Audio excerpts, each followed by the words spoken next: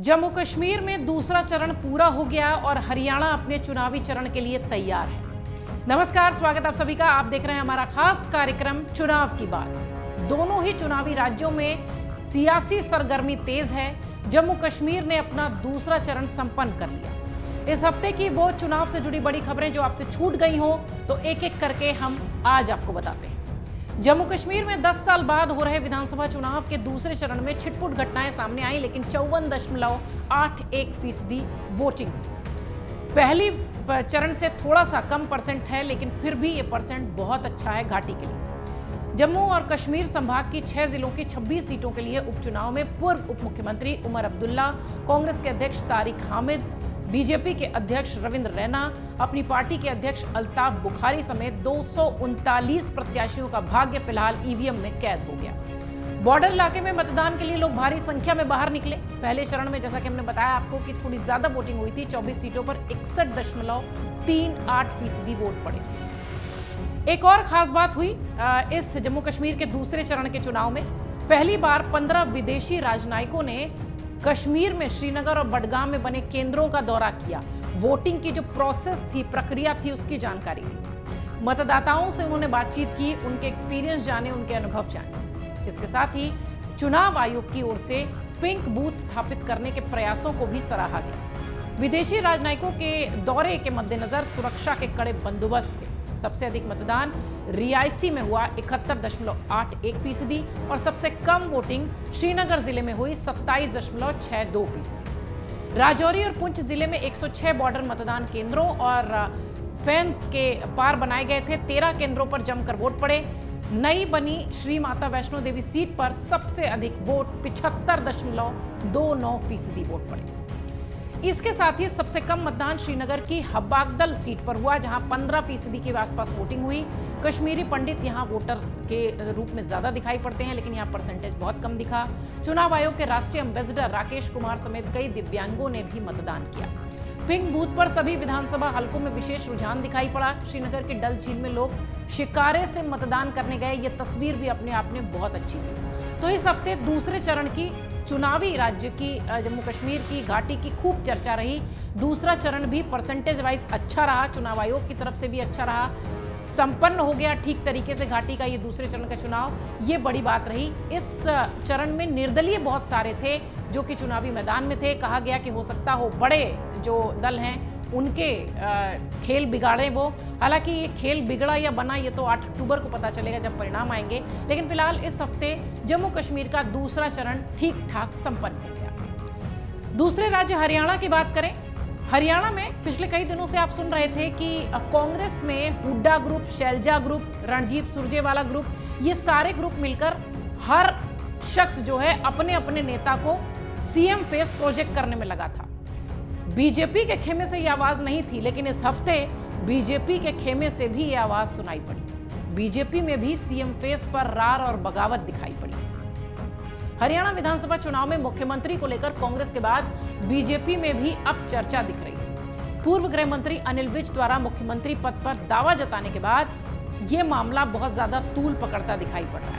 इससे पहले 2014 और 2019 के चुनाव में भी अनिल विज सीएम पद की दौड़ में शामिल थे, लेकिन हाईकमान ने उनके नाम की जगह मनोहर लाल को कमान सौंप दी। अब खुलकर सीएम पद का दावा जताकर अनिल विज ने बड़ा सियासी दांव खेला है। हालांकि राजनीतिक लोगों का यह मानना है कि यह दावा सोची समझी रणनीति के तहत लिया गया है, क्योंकि लगातार विधायक बनने के चलते यहां पर एंटी इनकम्बेंसी, सत्ता विरोधी लहर है। इसका तोड़ निकालने के लिए यह दावा हो रहा है। बीजेपी हाईकमान पहले से ही मुख्यमंत्री नायब सिंह सैनी को सीएम चेहरा प्रोजेक्ट कर चुकी है। आप सब जानते हैं अमित शाह भी पंचकुला की जो बीजेपी का सम्मेलन था उसमें उन्होंने ऐलान किया था कि सिर्फ और सिर्फ नायब सिंह सैनी उनके मुख्यमंत्री के चेहरे हैं उनकी पार्टी के। इसके बावजूद केंद्रीय राज्य मंत्री इंद्रजीत सिंह भी मुख्यमंत्री पद को लेकर इच्छा जाहिर कर चुके हैं। इंद्रजीत सिंह पहले भी इस प्रकार के बयान दे चुके थे, लेकिन हाईकमान ने इनको कभी गंभीरता से नहीं लिया। अब अनिल विज के बयान के बाद से ये कहा जाने लगा कि हरियाणा में सियासी हलचल काफी तेज है और अब बीजेपी के खेमे में भी सीएम फेस को लेकर रार, तकरार, पलटवार सब दिखाई पड़ रहा है। फिलहाल आपको बता दें कि इस हफ्ते ये चर्चा खूब रही कि अभी तक तो सिर्फ कांग्रेस में दिखाई पड़ रहा था कि मुख्यमंत्री चेहरे को लेकर दावेदारियां पेश हो रही थी, लेकिन इस बार अगर देखा जाए तो इस हफ्ते खूब चर्चा बीजेपी के खेमे में भी हुई। अनिल विज के बयान के बाद नायब सिंह सैनी से भी बहुत सारे सवाल हुए। जिस तरीके के दावे उनके तरफ से करते हुए लोग दिखाई पड़ रहे थे, ऐसा कहा गया कि अनिल विज जो है अपने आप को मुख्यमंत्री का चेहरा बता रहे हैं। इस पर नायब सिंह सैनी ने अमर उजाला से भी कहा कि पूरी तरह से आला कमान ये तय करते हैं कि क्या, कौन, कैसे, कहां बैठेगा और कौन किस कुर्सी पर बैठेगा। दावे सबके अपने अपने होते हैं। कांग्रेस के भीतर खूब मतभेद है, बीजेपी के भीतर कुछ भी नहीं है। मुख्यमंत्री नायब सिंह सैनी ने भी ऑल इज वेल के संकेत दिए। इसी हफ्ते मुख्यमंत्री नायब सिंह सैनी ने अमर उजाला को एक्सक्लूसिव इंटरव्यू देकर बातचीत भी की, जिसमें उन्होंने बताया कि पार्टी के भीतर कोई भी ऐसा मतभेद नहीं है, मनभेद नहीं है। लेकिन सबसे बड़ी बात यह कि अगर बीजेपी के खेमे में ही हर व्यक्ति अपने आप को मुख्यमंत्री का दावेदार पेश करेगा तो अंदाजा लगाइए कि कैसे न कहा जाए कि भीतर खाने कुछ भी ठीक नहीं है। इस हफ्ते की तीसरी खबर भी जम्मू कश्मीर से जुड़ी हुई है। एक के बाद एक हम दोनों चुनावी राज्यों की खबरें आपको बता रहे हैं, एक बार हरियाणा और एक बार जम्मू कश्मीर। बारी अब जम्मू कश्मीर की आ गई है, क्योंकि हरियाणा चुनाव के बाद अब चर्चा अगर जुबानी जंग और बयानों की करें तो अमित शाह बनाम राहुल गांधी, ये चीज इस हफ्ते खूब देखने को मिली, खूब सुर्खियों में भी रही। कई जगह चुनावी चर्चा के दौरान, चुनावी बहस के दौरान, चुनावी बातचीत के दौरान राहुल गांधी और बीजेपी के तमाम नेता ये कहते रहे हैं अग्निवीर को लेकर कि अग्निवीर से जो रिटायर्ड लोग होंगे उनको हर सरकार में तवज्जो दी जाएगी, उन्हें नौकरी दी जाएगी। इसी मुद्दे को लोकसभा में भी राहुल गांधी ने जमकर उठाया था और इसी मुद्दे को अब वो विधानसभा चुनाव में भी जमकर उठाते हुए दिखाई पड़ रहे हैं। एक तरफ जहां कांग्रेस आरक्षण और किसान के मुद्दों पर बीजेपी को घेर रही है, वहीं केंद्रीय गृह मंत्री अमित शाह जब ये बात कहते हैं कि राहुल गांधी झूठ बोल रहे हैं, सिर्फ बिना सिर पैर की बात कर रहे हैं, तो वो चर्चा फिर से तेज हो जाना लाजमी है कि क्या अग्निवीरों को वाकई में नौकरी मिलेगी या उनके साथ नाइंसाफी होगी। केंद्रीय गृह मंत्री अमित शाह ने कहा कि कांग्रेस पार्टी वोट बैंक की लालच में तुष्टीकरण की राजनीति करती है। कांग्रेस के जमाने में हरियाणा में हथिनी से थानेसर तक पाकिस्तान जिंदाबाद के नारे लगते थे। राहुल गांधी अमेरिका में जाकर आरक्षण हटाने की बात करते हैं।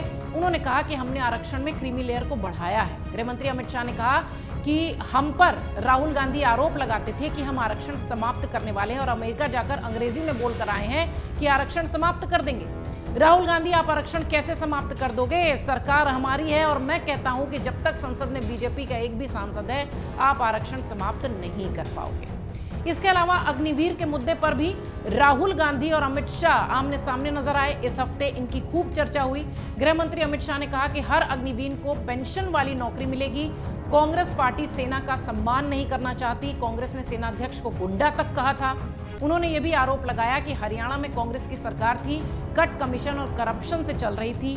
डीलर, दलाल और दामादों का राज चल रहा था। बीजेपी सरकार में न डीलर बचे, न दलाल बचे और दामाद का तो सवाल ही नहीं।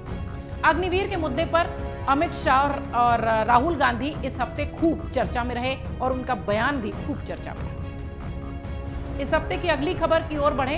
कुमारी शैलजा, सबसे महत्वपूर्ण बात यह कि कुमारी शैलजा इस बार बहुत नाराज नजर आ रही थी इस विधानसभा चुनाव में, लेकिन फिलहाल वो पूरी तरह से ठीक दिखाई पड़ रही हैं। राहुल गांधी के साथ मंच साझा करती दिखाई पड़ रही हैं। हरियाणा विधानसभा चुनाव प्रचार में पिछले कुछ दिनों से दूर रही कांग्रेस की राष्ट्रीय महासचिव कुमारी शैलजा अपनी चुप्पी तोड़ते हुए अमर उजाला से बातचीत करते हुए कहती हैं कि मैं कांग्रेस की सच्ची सिपाही हूं, कांग्रेस के लिए काम करूंगी। तमाम तरह की अफवाहों को विराम देते हुए शैलजा ने कहा कि मेरे खून में कांग्रेस है और कांग्रेस के ही झंडे में लपेट कर दुनिया से जाऊंगी। इस तरीके की बातें कुमारी शैलजा कहती नजर आई। उसके बाद असंध में एक रैली में राहुल गांधी के साथ वो दिखाई पड़ी। राहुल तकरीबन 3-4 मिनट उनसे बात करते हुए नजर आए। ये सारी बातें ये बताती हैं कि वाकई में शैलजा की नाराजगी दूर हो चुकी है और हुड्डा और शैलजा ग्रुप जो बनाम की सिचुएशन में दिख रहा था, वर्सेस जैसी कंडीशन में दिखाई पड़ रहा था, फिलहाल अब ऑल इज वेल जैसी कांग्रेस दिखाने की कोशिश कर रही है कि सब कुछ ठीक है। कैसे राहुल गांधी से उनकी चर्चा हुई, कैसे अब शैलजा मान गई हैं और शैलजा के मान जाने से कैसे कांग्रेस हरियाणा में फायदा ले पाएगी, ये सब समेटे हुए हमारी ये रिपोर्ट देखिए। कांग्रेस के नेता राहुल गांधी ने 26 सितंबर को हरियाणा में चुनावी बिगुल फूंक दिया। पार्टी ने दलित चेहरा और सिरसा से सांसद कुमारी शैलजा को बेशक साध लिया हो, लेकिन उनका बर्ताव पूर्व सीएम भूपेंद्र सिंह हुड्डा के प्रति नहीं बदला है। इस रैली के दौरान राहुल गांधी ने 35 से 40 सेकंड में 7 शब्दों में यह स्पष्ट कर दिया कि पार्टी के अंदर जो गुटबाजी चल रही है वो नहीं चलेगी। हरियाणा के हर मैटर से उन्होंने अपने आप को क्यों जोड़ लिया। इसके साथ ही भरे मंच पर राहुल गांधी ने कुमारी शैलजा के साथ कम से कम 3 मिनट तक बातचीत की, जिसकी राजनीतिक गलियारों में भी चर्चाएं हो रही हैं, मायने हैं, क्योंकि पिछले कई दिनों से शैलजा बहुत नाराज चल रही थी। पहली ही रैली में राहुल गांधी की 2 घटनाओं ने हरियाणा की राजनीति में बड़ा संदेश देने वाला काम कर दिया। यानी जो जेस्चर था राहुल गांधी का, जो संदेश था, वो ये बता रहा था कि वो हरियाणा चुनाव से जुड़े ही बात कह रहे हैं। अब सवाल ये उठता है कि राहुल गांधी ने रैली में ऐसा क्या कुछ कह दिया जिससे कि एक बड़ा संदेश चला गया हुड्डा को भी और शैलजा को भी। कुमारी शैलजा और राहुल गांधी के बीच क्या बातचीत हुई, ये सारी बातें हम आपको बताएं। इससे पहले जान लीजिए कि राहुल गांधी ने अपनी रैली के लिए असंध विधानसभा सीट को ही आखिर क्यों चुना। दरअसल हरियाणा विधानसभा चुनाव में कांग्रेस के टिकट वितरण में भूपेंद्र सिंह हुड्डा खेमे को ज्यादा तवज्जो मिली, जिसकी वजह से कुमारी शैलजा नाराज थी। राजनीतिक गलियारों में चर्चाएं इस बात की हुई कि कुमारी शैलजा पार्टी का दामन छोड़ सकती है। मौके को अवसर के रूप में लेने में बीजेपी दूर नहीं थी। बीजेपी की तरफ से ऑफर चला गया। बीजेपी के कद्दावर नेता पूर्व सीएम मनोहर लाल खट्टर ने शैलजा को ऑफर दे दिया। शैलजा की नाराजगी के बहाने बीजेपी दलित वोटों को साधने में जुट गई। हरियाणा का चुनाव जाट बनाम दलित न हो जाए, इसके लिए राहुल गांधी ने शैलजा और भूपेंद्र हुड्डा को असंध की रैली में एक मंच पर लाकर ऑल इज वेल का संदेश दिया। राहुल गांधी को पहले आप सुनिए, उसके बाद आपको बताते हैं कि राहुल और शैलजा की आपस में क्या बातचीत हुई और इसका मैसेज हरियाणा में क्या गया। राहुल गांधी क्या कुछ कह रहे थे मंच पर, जरा वो सुनिए। एक धर्म को दूसरे धर्म से लड़ा दो और पूरा का पूरा फायदा अदानी को पहुंचा दो। हरियाणा एक साथ लड़ेगा, सबकी सरकार बनेगी, खुशी से बनेगी। चुनाव में कांग्रेस पार्टी स्वीप करने जा रही है, स्वीप करने जा रही है, आंधी आ रही है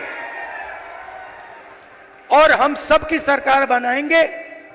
किसी एक की सरकार नहीं होगी, पूरे हरियाणा की सरकार होगी। इसमें सबकी इज्जत होगी, सबकी रिस्पेक्ट होगी, सबकी जगह होगी। राहुल गांधी, सुना आपने, साफ साफ शब्दों में कहते हुए दिखाई पड़े कि हरियाणा में सबकी सरकार बनेगी, किसी एक की नहीं। आप लोगों को अगर कुछ भी कहना हो, शिकायत करना हो, तो आप सीधे मुझसे कह सकते हैं, मैं आपकी हर आवाज उठाऊंगा।